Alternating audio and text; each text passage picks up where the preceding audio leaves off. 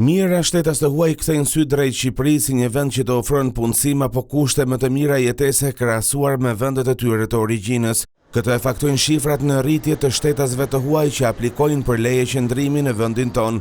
Për vitin 2025 kanë aplikuar për të pajisur me leje qëndrimi në Republikën e Shqipërisë rreth 14.806 shtetas të huaj dhe janë pajisur me leje qëndrimi rreth 11.000 shtetas. Motivi kryesor i aplikimeve ka qenë punësimi mbi 8.000 shtetas të huaj për motive punësimi. Krahasuar me vitin 2024 ka pasur një rritje, sepse vetëm deri tani në shtator është ky numër. Për vitin 2024 kanë qenë pajisur me leje qëndrimi rreth 13.000 shtetas të huaj. Turizmi, shërbimet e restoranteve, ndërtimi, por dhe profesionet e kualifikuara si mjek apo inxhinier janë kërkesat për punësim në Shqipëri.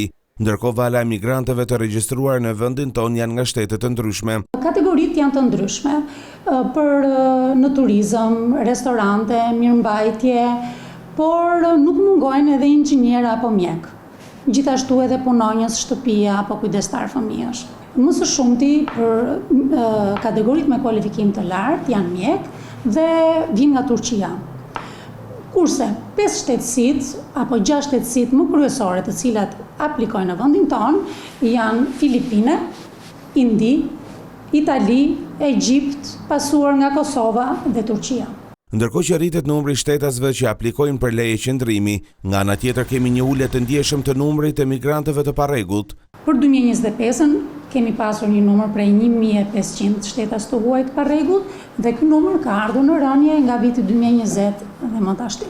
Sipas shifrave, 105 shtetas të huaj kanë kërkuar mbrojtje ndërkombëtare apo siç njihet ndryshe azil politik, shtetas që vijnë kryesisht nga Egjipti apo nga Lindja Mesme, pikërisht vende që ndodhen në konflikt. Drejtoria kufirit verifikon të gjitha rastet e azil kërkuesve, por në shumë raste ata më pas largohen ilegalisht në vendet e Bashkimit Evropian, fillimisht duke kaluar drejt Malit të Zi.